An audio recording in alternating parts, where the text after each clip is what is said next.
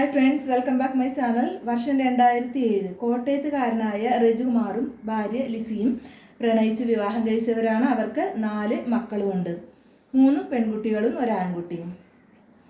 രജികുമാറിന് stable ആയിട്ടുള്ള വർക്കൊന്നുമില്ല. Education ക്വാളിഫിക്കേഷനൊക്കെ ഉണ്ട്, PG ഉണ്ട്. ബട്ട് അയാൾക്ക് നല്ലൊരു വർക്കൊന്നുമില്ല. ഇടയ്ക്ക് ഓട്ടോ ഓടിക്കാൻ പോകും, ഇടയ്ക്ക് കൂലിപ്പണിക്ക് പോകും. അങ്ങനെയൊക്കെയാണ് ആ ഫാമിലി മുന്നോട്ട് പോയിക്കൊണ്ടിരിക്കുന്നത്. ഇങ്ങനെയാണ് 2007 ഒരു പത്രപരസ്യം രജികുമാർ കാണുന്നത്. ആ പരസ്യമാണ് ഈ രജികുമാറിനെയും ഫാമിലിയെയും പാലക്കാടുള്ള പട്ടാമ്പിയിലെ ആമയൂരിൽ എത്തിക്കുന്നത്. ഒരു റബ്ബർ ടാപ്പിംഗ് തൊഴിലാളിയുടെ വേക്കൻസി. ഈ ഫാമിലി കോട്ടയത്ത് നിന്ന് പാലക്കാടേക്ക് ഷിഫ്റ്റ് ആയെങ്കിലും എല്ലാവരും പോകുന്നില്ല. മൂത്ത 2 പെൺകുട്ടികളെയും കോട്ടയത്തുള്ള ഒരു മഠത്തിൽ തന്നെ ആക്കിയിട്ടാണ് ഈ ഫാമിലി ബാക്കി 2 ചെറിയ കുട്ടികളെയും കൂട്ടി ഇവിടേക്ക് വന്നിരിക്കുന്നത്. അപ്പോൾ ആമയൂർ താമസമാക്കിയ ഈ ഫാമിലിനെ കുറിച്ച് അയൽവക്കത്തുകാർക്കാണെങ്കിലും ഈ ജോലി ഓഫർ ചെയ്ത സിദ്ദിഖിൻ്റെ വൈഫിനാണെങ്കിലൊക്കെ നല്ല അഭിപ്രായമാണ്. സിദ്ദിഖിൻ്റെ തന്നെ വാടക വീട്ടിലാണ് ഈ ഫാമിലി താമസിക്കുന്നത്. ഇങ്ങനെ ഒരു വർഷം മുന്നോട്ട് പോയി. വേറെ പ്രശ്നങ്ങളൊന്നുമില്ല, നല്ല രീതിയിലാണ് എല്ലാവരോടും പെരുമാറുന്നതും മറ്റും. ഇങ്ങനെ 2008 ജൂലൈ മാസം എത്തി. കുറച്ച് ദിവസങ്ങളായിട്ട് ലിസിയെയും കുട്ടികളെയും ഒന്നും പുറത്തേക്കൊന്നും കാണുന്നില്ല. കാണാണ്ടായതോടുകൂടി ഇവർ ഈ പറയുന്ന സിദ്ദിഖിൻ്റെ വൈഫൊക്കെ ചോദിക്കാൻ തുടങ്ങി. ലിസിയും മക്കളൊക്കെ എന്ത് ചെയ്യുമെന്ന് ചോദിക്കുമ്പോൾ രജികുമാർ പറയണത് അവർ നാട്ടിൽ പോയൊക്കെയാണ്, കോട്ടയത്തേക്ക് പോയിരിക്കുകയാണെന്നാണ് പറയണത്. അപ്പോൾ രജികുമാർ സാധാരണ പോലെ വർക്ക് ചെയ്യുന്നുണ്ട്. അങ്ങനെ മുന്നോട്ട് പോയി. കുറച്ച് ദിവസങ്ങളൊക്കെ കഴിഞ്ഞു. 2008 ജൂലൈ 23 ആയപ്പോൾ ഈ രജികുമാറിനെയും കാണാനില്ല, ടാപ്പിങ്ങിന് വന്നിട്ടില്ല. അപ്പോൾ രജികുമാർ എന്ത് ചെയ്യുന്ന അന്വേഷിച്ചിട്ട് സിദ്ദിഖിൻ്റെ വൈഫിനെയും കൂട്ടി ഇവർ താമസിക്കുന്ന വാടക വീട്ടിലേക്ക് എത്തിയിട്ടുണ്ട്. അങ്ങനെ വാടക വീടിൻ്റെ വാതിൽ അകത്ത് നിന്ന് പൂട്ടിയിട്ടുണ്ട്. അകത്ത് നിന്ന് കുറ്റിയിട്ട നിലയിലാണ്. വേഗം പുറത്ത് നിന്ന് കുറേ മുട്ടി വിളിച്ചു നോക്കി. രജികുമാറിനെയും ലിസീനെയൊക്കെ വിളിച്ചു. ഒരു രക്ഷയില്ല, ഒരു പ്രതികരണം അകത്തുനിന്നില്ല. പിന്നെ അവർ പുറത്തൊക്കെ നടന്ന് വിളി തുടങ്ങി. ഈ വിളിയും ബഹളമൊക്കെ കേട്ടിട്ട് അയൽവക്കത്തുള്ള കുറച്ച് പേര് ഇവിടെ വന്നിട്ടുണ്ട്.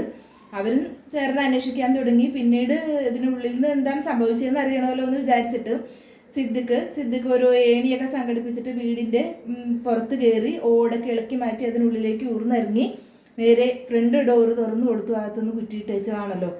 അത് തുറന്നു കൊടുത്തു. വീടിനകത്തേക്ക് സിദ്ദിഖിൻ്റെ വൈഫും കുറച്ച് നാട്ടിലുള്ളവരും, അതായത് അയൽവക്കത്തുകാരും കൂടി അകത്തേക്ക് കയറി പരിശോധിക്കാനൊക്കെ തുടങ്ങിയപ്പോഴാണ് ഒരു റൂം അടഞ്ഞ് കിടക്കണം. വേഗം ഇവർ ആ റൂമിൻ്റെ അടുത്തേക്ക് നീങ്ങി അതിൽ തള്ളി തുറന്ന് നോക്കുമ്പോൾ ഇവർ ശരിക്കും ഞെട്ടിക്കുന്ന ഒരു കാഴ്ചയാണ് അവിടെ അവർ കാണുന്നത്. ഈ രജികുമാറിൻ്റെ മൂത്ത 2 പെൺമക്കളും, കോട്ടയത്ത് നിന്ന് പഠിച്ചിരുന്ന മൂത്ത 2 പെൺമക്കളും ആ കട്ടിലയിൽ നിശ്ചലരായിട്ട് കിടക്കുന്നു. തട്ടിയൊക്കെ വിളിച്ച് ഇതും സ്പർശിച്ചൊന്നുമില്ല, വിളിച്ചൊക്കെ നോക്കിയിട്ടൊന്നും അനക്കൊന്നുമില്ല. ഇവർക്ക് കാര്യം പിടുത്തം കിട്ടി മരിച്ചു കിടക്കുകയാണ്. വേഗം ഇവർ ഓടി വീടിനെ പുറത്തിറങ്ങി. എല്ലാവരും കൂടി വീടിന് പുറത്ത് വന്നതിന് ശേഷം പട്ടാമ്പി പോലീസ് സ്റ്റേഷനെ വിളിച്ച് വിവരം പറഞ്ഞു. പട്ടാമ്പി പോലീസിൽ നിന്നും പോലീസ് ഉദ്യോഗസ്ഥരും അതേപോലെ തന്നെ ഫോറൻസിക് ഡിപ്പാർട്ട്മെൻറ്റ് സംഭവം നടന്ന സ്ഥലത്തേക്ക് വേഗം തന്നെ എത്തി. അപ്പോൾ അവരവരുടെ തെളിവെടുപ്പുകളും മറ്റു വിരലടയാളങ്ങളും ഒക്കെ ശേഖരിക്കാനൊക്കെ ഉള്ള ഇത് മുന്നോട്ട് പോയി. പിന്നീട് ബോഡി പോസ്റ്റ്മോർട്ടത്തിന് അയച്ചു. ഇവിടെ നിന്നവരോട് പോലീസ് ആദ്യം ബോഡി ഐഡൻറ്റിഫൈ ചെയ്തത് ആരാണ് എന്നൊക്കെ ചോദിച്ചു. അപ്പോൾ സിദ്ദിഖിൻ്റെ വൈഫാണ്. സിദ്ദിഖിൻ്റെ വൈഫ് മറ്റാരും ഈ കുട്ടികളെ ഇവിടെ കണ്ടിട്ടില്ല, കോട്ടയത്ത് നിന്ന് പഠിക്കണമല്ലോ. അപ്പോൾ സിദ്ദിഖിൻ്റെ വൈഫ് ഫോട്ടോയിലൊക്കെ കണ്ട് പരിചയമുണ്ട് ഈ കുട്ടികളെ. ലിസി ഫോട്ടോ ഒക്കെ കാണിച്ചു കൊടുത്ത പരിചയമുണ്ട്. അതാണ് ഇവരാണ് ഈ കുട്ടികളെ ഐഡൻറ്റിഫൈ ചെയ്തിരിക്കുന്നത്. അപ്പോൾ പോലീസ് ബാക്കിയുള്ളവരെ കുറിച്ചൊക്കെ അന്വേഷിച്ചു. ബാക്കി 4 പേരെയും കാണാനില്ല. അപ്പോൾ മിസ്സിംഗ് ആയവരെ കുറിച്ച് ബാക്കി 4 പേരെയും കുറിച്ച് പിന്നെ തുടർന്ന് അന്വേഷണം തുടങ്ങി പോലീസ്. കോട്ടയത്തും മറ്റുമൊക്കെ ആയിട്ട് അന്വേഷണം നടത്തി. അവിടെയെങ്ങും അവർ ആ ഫാമിലി എത്തിയിട്ടില്ല.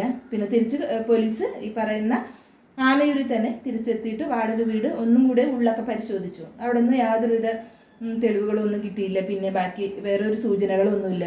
പിന്നെ നേരെ ഒരു പുറത്തേക്ക് ഇറങ്ങി. പുറത്തിറങ്ങുമ്പോൾ ഒരു സെപ്റ്റി ടാങ്കിൻ്റെ അടുത്തെത്തിയപ്പോൾ ഒരു പോലീസ് കോൺസ്റ്റബിളിനൊരു ഡൗട്ട്, ഇവിടുന്ന് എന്ത് ബാഡ് സ്മെല്ല് വരുന്ന പോലെ ഫീല്. അങ്ങനെ വേഗം ഈ കോൺസ്റ്റബിൾ SIനോട് പറഞ്ഞു, സാറേ നമുക്കിതൊന്ന് തുറന്നു നോക്കിയാലോ, ഇതിനുള്ളിൽ നിന്ന് ഒരു ബാഡ് സ്മെല്ല് വരുന്നവരെ എനിക്ക് തോന്നുന്നുണ്ടെന്ന് പറഞ്ഞു. വേഗം നാട്ടുകാരുടെ ഹെൽപ്പോട് കൂടി അത് തുറന്നു കഴിഞ്ഞപ്പോൾ ഓൾറെഡി ബാഡ് സ്മെല്ലായിട്ടുള്ളതാണല്ലോ സെപ്റ്റി ടാങ്ക്. അതിൻ്റെ ഇടയിൽ ഭയങ്കര ദുർഗന്ധം. ഒരു ബോഡി, ഒരു ലേഡിയുടെ ബോഡി അതിനുള്ളിൽ കിടക്കണം, അഴുകിയിട്ടുമുണ്ട്. പിന്നെ ഒരു കണക്കിന് അത് പുറത്തേക്ക് വലിച്ച് കയറ്റി നേരെ ഫോറൻസിക് ഡിപ്പാർട്ട്മെൻറ്റും വന്നു. അവിടുന്ന് തെളിവെടുപ്പൊക്കെ നടത്തി ബോഡി പോസ്റ്റ്മോർട്ടത്തിന് അയച്ചു. ബോഡി ഐഡൻറ്റിഫൈ ചെയ്തിട്ടുണ്ടായിരുന്നു. ലിസി ആണെന്ന് അയൽവക്കത്തുകാർക്കും എല്ലാവർക്കും അറിയാമല്ലോ. എന്തായാലും അതിൻ്റെ മുറയ്ക്ക് അത് നടക്കുന്നുണ്ട്. ഇതിനിടയിലാണ് ഈ മൂത്ത 2 പെൺകുട്ടികളുടെയും പോസ്റ്റ്മോർട്ടം റിപ്പോർട്ട് വരുന്നത്. ആ കുട്ടികളെ കഴുത്ത് ഞെരിച്ചാണ് കൊലപ്പെടുത്തിയിരിക്കുന്നത്. മാത്രമല്ല മൂത്ത പെൺകുട്ടി 12 വയസ്സുള്ള പെൺകുട്ടീനെ മരിക്കുന്നതിന് മുമ്പ് റേപ്പ് ചെയ്തിട്ടുണ്ട്. റേപ്പ് ചെയ്തതിന് ശേഷമാണ് കൊലപ്പെടുത്തിയിരിക്കുന്നത്. അപ്പോൾ അന്വേഷണം മുന്നോട്ട് പോയി. ബാക്കി റജികുമാറും 2 കുട്ടികളെയും കൂടി കിട്ടാനുണ്ട്. അപ്പോൾ ഇവരും കൊല്ലപ്പെട്ടിട്ടുണ്ടാവുമോ, ഇല്ലെങ്കിൽ ജീവനോടെ ഉണ്ടെങ്കിൽ അവരെ അന്വേഷിച്ച് കണ്ടെത്തണമല്ലോ. ഈ കുട്ടികൾ മൂത്ത കുട്ടി റേപ്പ് ചെയ്തിട്ടുണ്ട് എന്ന് പറയുമ്പോൾ തീർച്ചയായിട്ടും പുറത്തുനിന്നുള്ള ആരെങ്കിലും ആയിരിക്കും ഈ കൊലപാതകങ്ങളൊക്കെ ചെയ്തിരിക്കുന്നത്. ഒരു ഫാദറിന് അങ്ങനെ സ്വന്തം മകളോട് ചെയ്യാനായിട്ട് പറ്റില്ലല്ലോ. അങ്ങനെ അന്വേഷണം മുന്നോട്ട് പോയിക്കൊണ്ടിരിക്കുകയാണ്. അപ്പോൾ പുറമൊക്കെ പരിശോധിച്ചു. പിന്നെ നാട്ടുകാരൊക്കെ കൂടി ചേർന്ന് പോലീസും വീടിന് പുറമൊക്കെ നിരീക്ഷിച്ചു. അത് കഴിഞ്ഞിട്ട് കുറച്ചും കൂടി അന്വേഷണത്തിന് വ്യാപ്തി കൂട്ടി. കുറച്ച് ബാക്കിലേക്കുള്ള പറമ്പുകളിലേക്ക് അന്വേഷണം തുടങ്ങി. കുറച്ച് വീടിന് പുറകുവശത്തുള്ള കുറച്ച് ബാക്കിലേക്ക് നീങ്ങിയിട്ട് ഒരു ഒഴിഞ്ഞ പറമ്പിൽ 2 ചാക്കുകെട്ടുകൾ കണ്ടുവരും. 2 ചാക്കുകെട്ടുകൾ കണ്ടുവരിത് പ്ലാസ്റ്റിക് ചാക്കാണ്. അതാണ് സ്മെല്ലൊന്നും പുറത്തേക്ക് വരാതെ ഇരുന്ന് വെച്ചത്.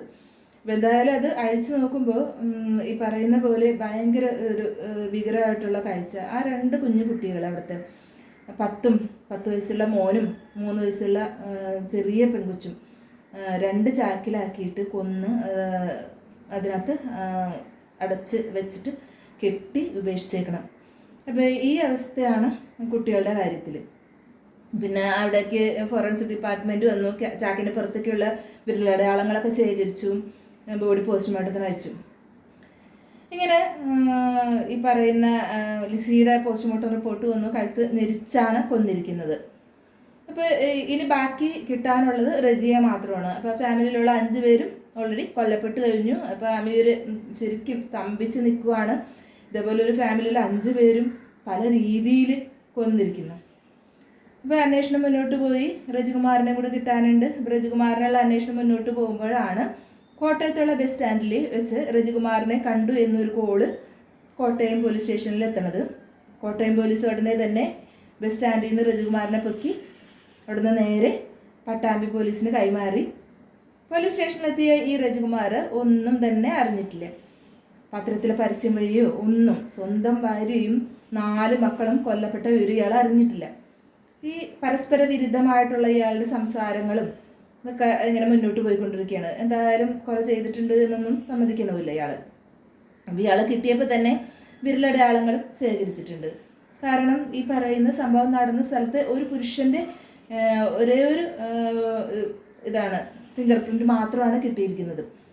ഇപ്പോൾ എന്തായാലും അതുമായിട്ട് ആ ഫിംഗർ പ്രിൻറ്റുമായിട്ട് റജികുമാറിൻ്റേത് മാച്ച് ആവുന്നുണ്ടോ എന്നുള്ളത് ടെസ്റ്റ് ഒരു വഴിക്ക് നടക്കുന്നുണ്ട്. പിന്നെ ഈ പറയുന്ന ഈ ബലാത്സംഗം ചെയ്യപ്പെട്ട മൂത്ത പെൺകുട്ടിയുടെ ശരീരത്തിൽ നിന്ന് കിട്ടിയ സ്പെം അതും ഈ റജികുമാറിൻ്റെ DNA ആയിട്ട് മാച്ച് ആവുന്നുണ്ടോ എന്നുള്ള ടെസ്റ്റ് നടന്നുകൊണ്ടിരിക്കുന്നു. എന്തായാലും ടെസ്റ്റിൻ്റെ റിസൾട്ട് വന്നു. 2ഉം റജികുമാറിനെതിരാണ്. ഈ കുട്ടിയെ ബലാത്സംഗം ചെയ്തിരിക്കുന്നത് ഈ ഇതാണ് റജികുമാർ തന്നെയാണെന്ന് തെളിഞ്ഞു. അതേപോലെ തന്നെ വിരലടയാളവും മാച്ചായി റജികുമാറായിട്ട്. അപ്പോൾ എന്തായാലും റജികുമാറാണ് ഈ 5 പേരും കൊല ചെയ്യപ്പെട്ടത് എന്നുള്ളത് സയൻറ്റിഫിക്കലി തെളിഞ്ഞ ഒരു കാര്യമാണ്. പോലീസിനത് മനസ്സിലായി. പോലീസ് നേരെ റജികുമാറിനെ വീണ്ടും ചോദ്യം ചെയ്യാൻ തുടങ്ങി. നീയാണിത് ചെയ്തതെന്ന് ഞങ്ങൾക്ക് മനസ്സിലായി, പക്ഷേ എന്തിനു വേണ്ടിയിട്ടാണ് ഇത് ചെയ്തതെന്ന് മാത്രം അറിഞ്ഞാൽ മതി, നീ അത് ഞങ്ങളോട് പറയാൻ പറഞ്ഞു. അപ്പോൾ റജികുമാർ പിന്നെ യാതൊരു തരത്തിലും പിടിച്ചു നിൽക്കാൻ പറ്റാത്ത സിറ്റുവേഷൻ ആയല്ലോ. എല്ലാ തരത്തിലും എല്ലാ തെളിവുകളോട് കൂടിയിട്ടാണ് ക്വസ്റ്റ്യൻ ചെയ്യുന്നത് പോലീസ്. നേരെ പിടിച്ചു നിൽക്കാൻ പറ്റാതെ സത്യങ്ങളെല്ലാം പറയാൻ തുടങ്ങി. അയാൾ കുറ്റസമ്മതം നടത്തി. അയാൾ സംഭവിച്ച കാര്യങ്ങൾ പറയുന്നത് 2007 തുടങ്ങുന്നത്. 2007 അവർ കോട്ടയത്ത് താമസിക്കുന്ന സമയത്ത് ഇയാൾക്ക് വർക്ക് സ്റ്റേബിൾ അല്ല എന്ന് പറഞ്ഞായിരുന്നല്ലോ. അങ്ങനെ ഒരു ജോലി കിട്ടിയതാണ് നമ്മുടെ ഒരു വക്കീലിൻ്റെ ഓഫീസിൽ. അപ്പോൾ അങ്ങനെ ജോലി പോയിക്കൊണ്ടിരിക്കുമ്പോൾ അവിടുത്തെ ഒരു ലേഡിയായിട്ട് വർക്ക് ചെയ്യുന്ന ഒരു സ്റ്റാഫായിട്ട് പ്രണയത്തിലാവുകയും ആ വിവരം ലിസി അറിയുകയും ലിസി റജികുമാറിനുമായിട്ട് ആ കാര്യം പറഞ്ഞിട്ട് തല്ലുകൊടുത്തതായി. അപ്പോൾ 2 പേരും അതിനെപ്പറ്റി സംസാരിച്ച് പ്രശ്നങ്ങളൊക്കെ ആയി ആ ജോലി റജികുമാർ ഉപേക്ഷിക്കുകയാണ്. അങ്ങനെയാണ് ഈ പറയുന്ന പാലക്കാട് പട്ടാമ്പിയിലെ ആമയൂരിലെ റബ്ബർ ടാപ്പിംഗ് ജോലിക്ക് ഇയാൾ എത്തുന്നത്. അപ്പോൾ ഇയാൾക്ക് നല്ല എഡ്യൂക്കേഷനൊക്കെ ഉണ്ടെന്ന് പറഞ്ഞു. PG ക്വാളിഫിക്കേഷനൊക്കെ ഉള്ള ആളാണ്. പിന്നെ അയാൾ ഈ റബ്ബർ ടാപ്പിങ്ങിന് ഇവിടെ വരുവാണ് ആമയൂർ. അങ്ങനെ 2007 അങ്ങനെ കഴിഞ്ഞു പോയി. 2008 വരെ നല്ല അഭിപ്രായമാണ്. 2008 ജൂലൈ എത്തിയപ്പോഴാണ്, ജൂലൈ 8 കഴിഞ്ഞപ്പോഴാണ് ഈ കുട്ടികളെ കാണാണ്ടായേക്കണതും വൈഫിനെ കാണാണ്ടായതൊക്കെ എല്ലാവരും തിരക്കിയത്. കാരണം 2008 8-ാം തീയതി ഇവരുടെ വീട്ടിലേക്ക് ഒരു കോള് വരികയാണ്. ആരാണ്? പഴയ കാമുകി ഈ രജികുമാറിനെ വീണ്ടും വിളിച്ചേക്കാണ്, കോണ്ടാക്ട് ചെയ്തേക്കാണ്. അപ്പോൾ അവർ തമ്മിലുള്ള സംഭാഷണങ്ങളും മറ്റ് തുടർന്നുള്ള സംഭാഷണങ്ങളും ഒക്കെ കേട്ട ലിസി വേഗം വീണ്ടും രജികുമാറിന് താക്കീത് കൊടുക്കുവാണ്.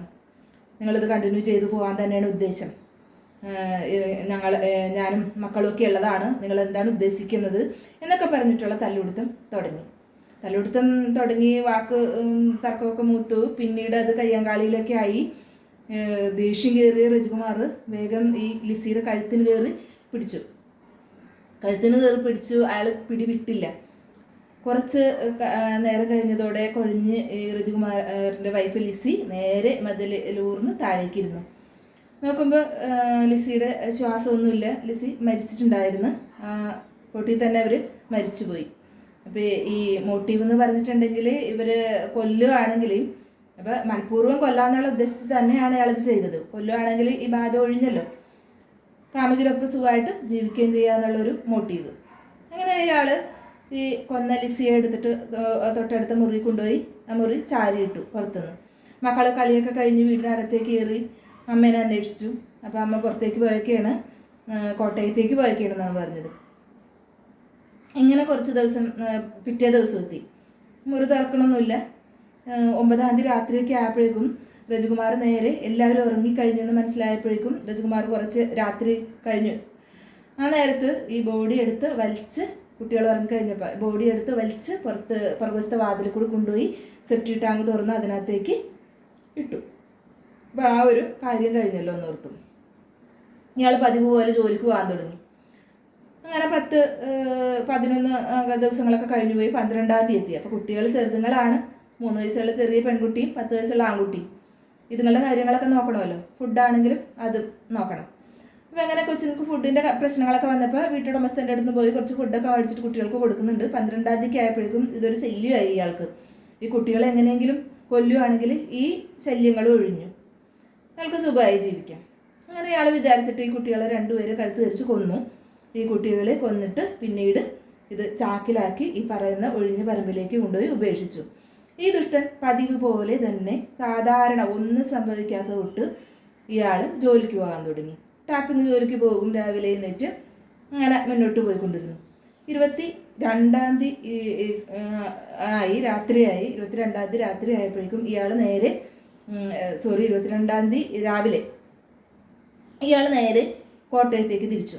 കോട്ടയത്ത് ചെന്നിട്ട് അവിടുത്തെ മഠത്തിൽ ചെന്നിട്ട് അവിടുത്തെ ആക്കിയിരിക്കുന്ന 2 പെൺമക്കളെയും കൂട്ടി അവിടെ നുണയൊക്കെ പറഞ്ഞ് അവിടെ നിന്ന് കൂട്ടി ഇവിടേക്ക് വന്നു, ആമയൂരേക്ക് വന്നു, പാലക്കാട്. ആമയൂരെത്തിയപ്പോഴേക്കും ഒരു രാത്രി ഒക്കെ ആയിട്ടുണ്ട്. രാത്രി ഒരു ഓട്ടോ ഒക്കെ വിളിച്ചിട്ട് ആണ് അയാൾ വീടെത്തണത്. അപ്പോൾ അത് കണ്ട അയൽവക്കത്തുകാരുണ്ട്. അപ്പോൾ ഇയാൾ ഈ കുട്ടികളെയും കൂട്ടി അകത്തേക്ക് കയറിപ്പോയി. അകത്തേക്ക് കയറിപ്പോയതിന് ശേഷം ഈ കുട്ടികളുടെ അമ്മേനെയും അനിയനെയൊക്കെ ചോദിച്ചപ്പോൾ പറഞ്ഞു അവർ പുറത്തേക്ക് പോയിക്കാണെന്ന് പറഞ്ഞു. നിങ്ങൾ റെസ്റ്റ് എടുത്തോളാൻ പറഞ്ഞു. അപ്പോൾ കുട്ടികൾക്ക് നല്ല ക്ഷീണമുണ്ട്. കോട്ടയത്ത് നിന്ന് പാലക്കാട് വരെ സഞ്ചരിച്ചേക്കേണ്ട കുട്ടികളല്ലേ, നല്ല യാത്രാ ക്ഷീണമുള്ള കുട്ടികൾ നേരെ കിടന്നവരെ ഉറങ്ങിപ്പോയ കുട്ടികളെ പിറ്റേന്ന് വെളുപ്പിനെ ഒരു 4 മണിക്കായി 23-ാം തീയതി. ആ നേരത്ത് ഇയാളെ പതുങ്ങി നേരെ ആ റൂമിൽ ചെന്നിട്ട് അതിൽ തുറന്നു. ഇയാളുടെ മനസ്സിൽ നല്ല ദുഷ്ടത്തരമാണ്. ഇയാൾ മറ്റുള്ളവരൊക്കെ ഒഴിവാക്കിയേക്കണമെന്നാണല്ലോ. ഈ കുട്ടികളെയും കൂടി ഒഴിവാക്കി കഴിഞ്ഞിട്ടുണ്ടെങ്കിൽ തൻ്റെ ഭാരമൊക്കെ ഒഴിഞ്ഞ് ഫ്രീ ആയ അയാൾ പിന്നെ കാമിനിയോട് സുഖമായിട്ട് ജീവിക്കുകയും ചെയ്യും. ഈ ദുഷ്ടൻ നേരെ വാതിൽ തുറന്ന ഉറങ്ങിക്കിടക്കുന്ന സ്വന്തം മക്കളിലെ മൂത്ത പെൺകുട്ടീനെ റേപ്പ് ചെയ്തു, കൊലപ്പെടുത്തി. മറ്റേ കുട്ടീനെ കഴുത്ത് ധരിച്ച് കൊന്നു. അതിനുശേഷം ഇയാൾ നേരെ പുറത്തിറങ്ങി വീട് അകത്ത് നിന്ന് കുറ്റിയിട്ടേച്ചും നേരെ പുറകുവശത്തേ കൂടി നേരെ പാലക്കാട് നിന്ന് വിട്ടു, കോട്ടയത്തേക്ക് പോയി. അങ്ങനെ ഇയാൾ കോട്ടയത്തെത്തി. ഇങ്ങനെയാണ് ഇതിൻ്റെ കുറ്റസമ്മതം വന്നത്.